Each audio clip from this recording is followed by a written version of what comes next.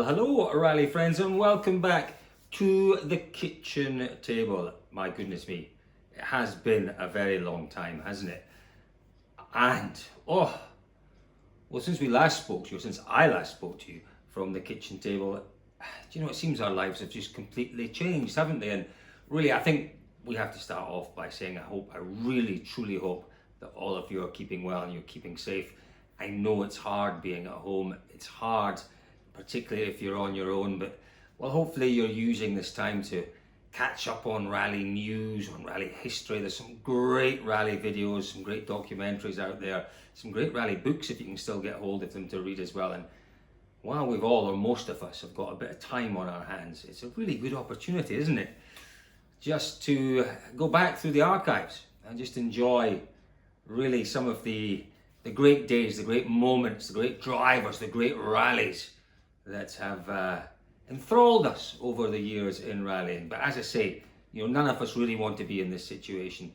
We all want to be out there, we all want to be back working, we all want to be able to see our loved ones and our families, and we all, above all else, we all want to be safe and well, and that is why I guess we're doing what we're doing. So well done to you all for sitting at home, for staying at home, for staying safe, for saving lives. That's certainly the slogan that they're using in the UK, and it seems a very, very appropriate slogan to be using. So it is tough, but we're all getting there, we're all getting through it. And do you know what's great is just seeing how much more interaction there is on social media, how much more pleasantness there is. You know, there are still some absolute dregs of humanity out there who want to choose and take every opportunity to troll whoever they can, but I'm seeing a lot more kindness, a lot more love on social media these days, a lot more understanding on social media, and I think it's a fantastic thing. And you know what we have to hope is when we come through this, and we will come through it, there is no question we will come through it,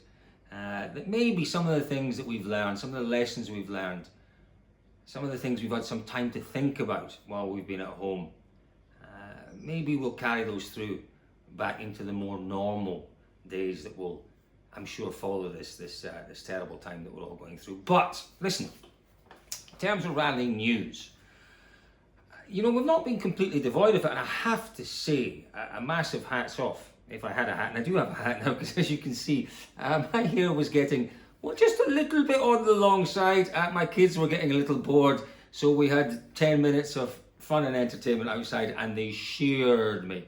So yeah, whenever I go outside, and it's gorgeous outside today, it really is, the hat goes on. My MRF hat will go on this afternoon, and we'll have a little talk about MRF shortly as we make our way through this little kitchen table. But yeah, there is some news out there, and hats off to David Evans at Dirtfish and to all of the Dirtfish written media team. They're doing a wonderful job. There are still stories to be told, and the quality, the problem that you have to be really careful to avoid in these days where there isn't a huge amount of news about, and it applies to every sport, to every media outlet. You know, you have to keep your integrity, you have to keep the quality of what you're talking about and what you're reporting at a certain level.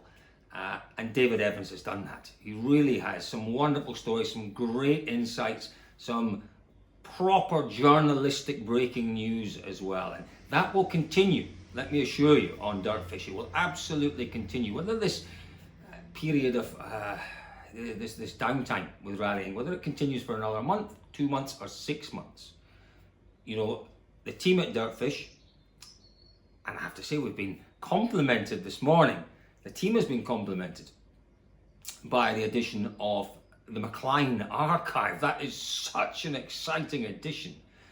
But with the McLean Archive, with David Evans, we've got some great content producers on board. We will keep you up to date with breaking news, and when there's maybe not quite so much news, we will keep you entertained with stories from the past, with videos from the past, with you know, the views of rally drivers, of co-drivers, of team bosses, of rally bosses. We will keep you informed. We will keep you sane. That is what we're going to try and do anyway. So yeah, keep an eye on dirtfish.com. There's plenty there. So what did I really want to talk about today? Well, do you know what? It is the current situation. If you've read my latest piece on dirtfish.com, go and have a look at it. you know, if we're being realistic, we could well be another 3 or 4 months, 5 months until we go rallying. You know, we've got particular issues in our sport that make it very, very difficult for us to, if you like, to cut back, to strip things back, to reduce the risk. You know, we do attract spectators, particularly in places like Finland and GB and Germany, massive numbers of spectators. When we go to Italy, even big numbers of spectators, Portugal in particular. You know, it's tough. We travel around the world, particularly throughout Europe, with a massive number of support people. You know, I've never quite worked it out, but it's got to be somewhere in the region of, when you count up the teams, the mechanics, the tyre companies, the promoter, the journalists, you've got to be talking 700 or 800 people on each event, I imagine. That's a lot of people, and it's difficult to strip that down. And as I see it, in the next 6 months at least, you know, there aren't many countries in the world that are going to accept gatherings of that size. So we have to do our best. We have to do our best to try and devise a situation where we reduce the risk, where we give the authorities fewer chances to say, absolutely not, you're not running these rallies. You know, you feel, how do you do that? How do you do that? Well, you know, if you read my article, you'll see that my suggestion, my number one suggestion, is that we go spectator free. Now, I know that is going to hurt so many of you. And it's tough, but we're all making sacrifices right now. We really are.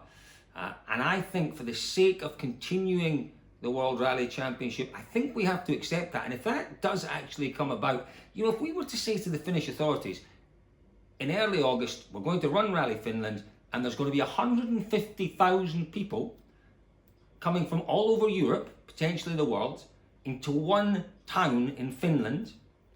They're all going to spend their Saturday night and their Friday night in Walking Street in Jyväskylä. We're going to pack them into the service area.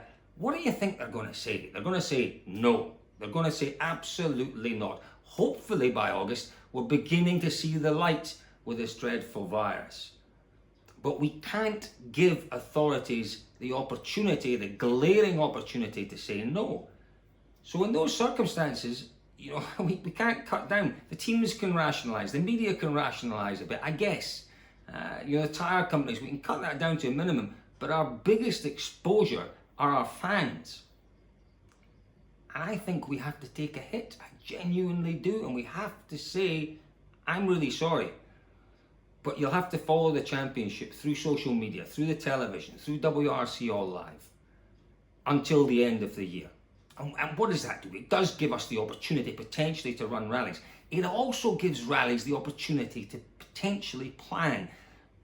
The biggest threat in all of this to rallying is that we lose some of our core necessities to make a great championship. And what do I mean by that? Well, I mean the rallies themselves. You know, Rally Kenya, you know, we're just waiting for an announcement on that. That really, I don't think is going to happen. Very, very sadly, I don't think it's going to happen.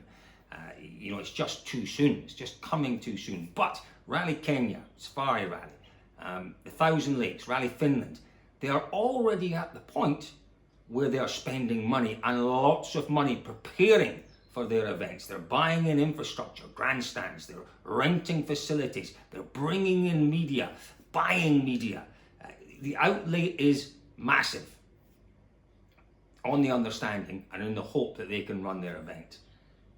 We've got to take that hope out of it. We have to be able to say to these events, you will run. Now that's not up to us, sadly, at the end of the day. But as much as we can, we have to give them confidence, because if we lose, you know, you only have to look back to Australia. The team that organises Rally Australia, the local promoter, took a massive hit when that was cancelled at the last minute. And, you know, there aren't so many sporting organisations that can survive that kind of hit. And it's very possible that we could see local promoters investing in their events, preparing for their events, having them cancelled at the last minute, going under.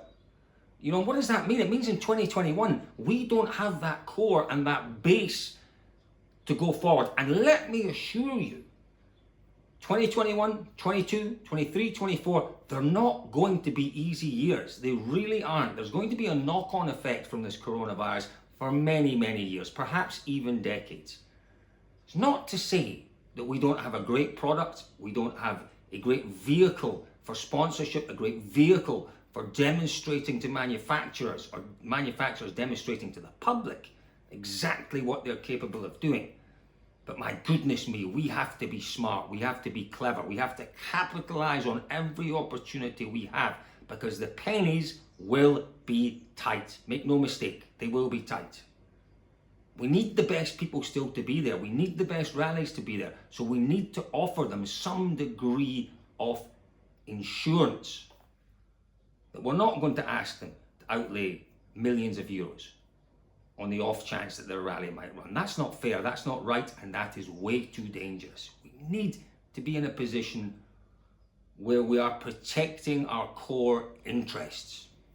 It's very tough though. It's very, very tough to work out how you do that, how you satisfy the need of all the stakeholders to try and complete this year's championship. You know, one of the things again that I've suggested is that there's a degree of flexibility allowed for the organisers and how they put their itineraries and their schedules together. I think we're going to have to run back-to-back rallies if we want to reschedule events that we've lost before the end of the year. And in order to do that, we have to start on a Thursday, we have to finish on a Sunday. When I say start on a Thursday, start with a recce. You know, the stages can start Friday evening, Friday afternoon. If we insist on them finishing Sunday lunchtime, then, you know, we need to cram in between 220 and 250 kilometers effectively in 48 hours. Not difficult, and it can actually be very, very exciting. But we have to be able to do that to allow flexibility, to allow the opportunity to go from Finland to wherever we might go to, a rescheduled, because you've got to be a long way to go to Portugal, wouldn't it, from Finland? But anyway, the point I'm trying to make, I don't have all the answers. All I'm coming up with are ideas. And for what my ideas are worth, they're worth no more than anyone else's ideas.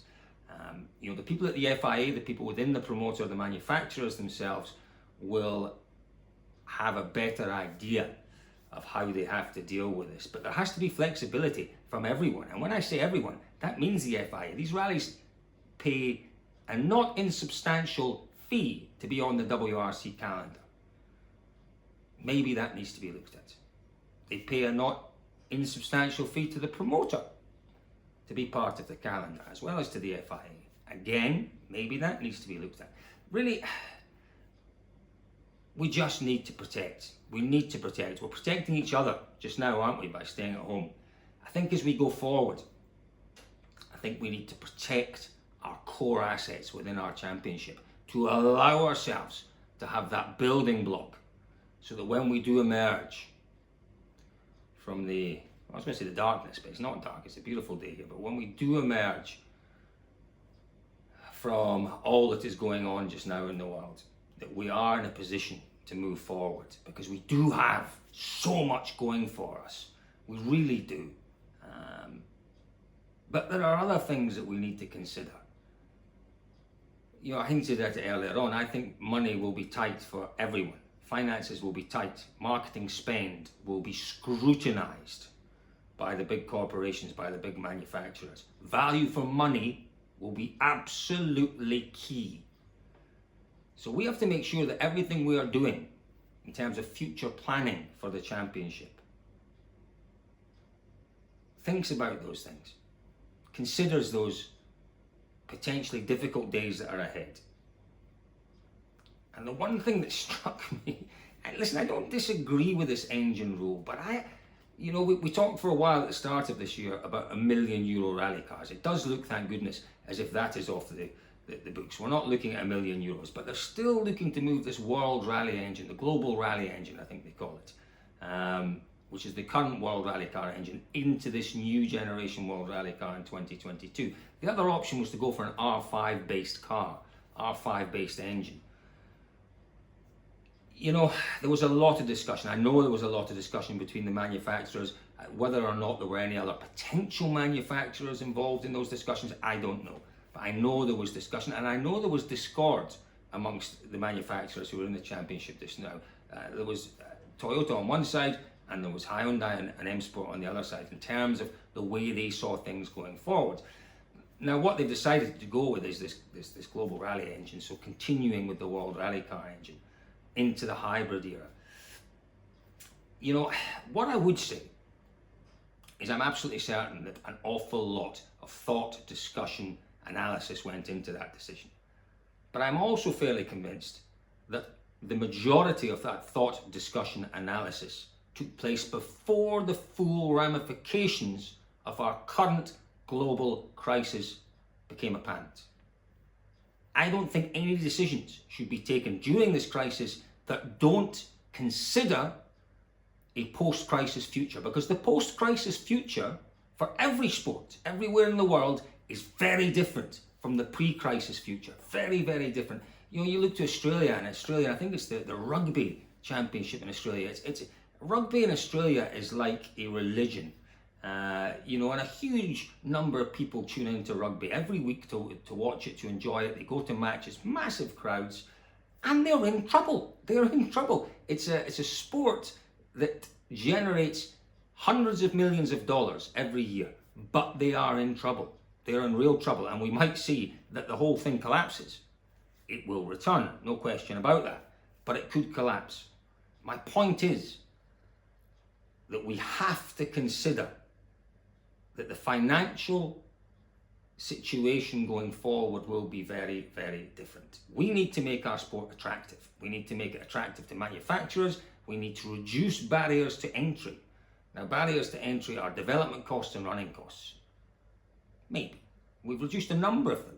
I know it's not everyone's ideal situation, but the space frame, the scaling allows manufacturers who don't have a car within the current segment to actually participate going forward in the World Rally Championship. That is great news.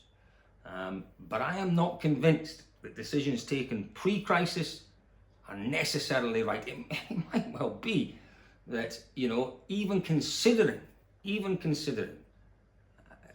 what is going to be a tough time for everyone going forward, that maybe going with the global rally engine, the current World Rally engine, will turn out to be the right decision anyway.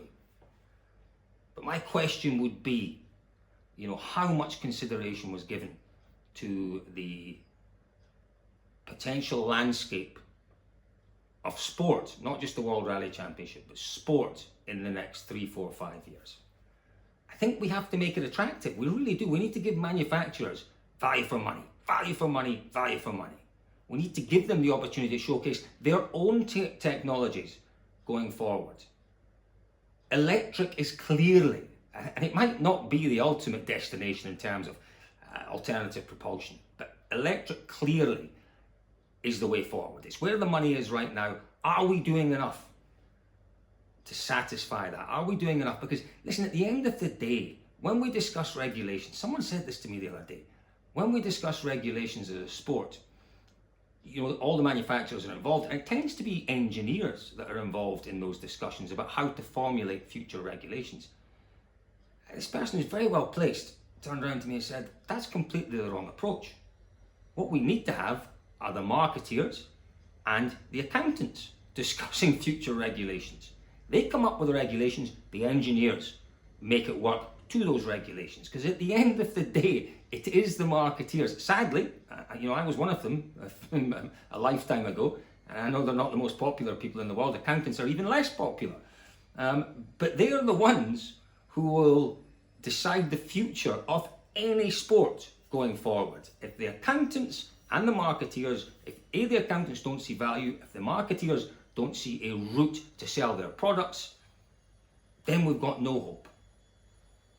I do wonder when we have discussions about future regulations, how many accountants, how many marketeers from our major stakeholders are involved in those discussions. I might be wrong, and I'm very happy to be put right if I am wrong on that one, but increasingly important that we look to relevance and to value for money, because it will be possible to thrive. I'm not being an absolute doom-monger in all this. I'm not saying that the sporting scene, the sporting environment in the world is doomed. It certainly isn't, you know, and everything will bounce back.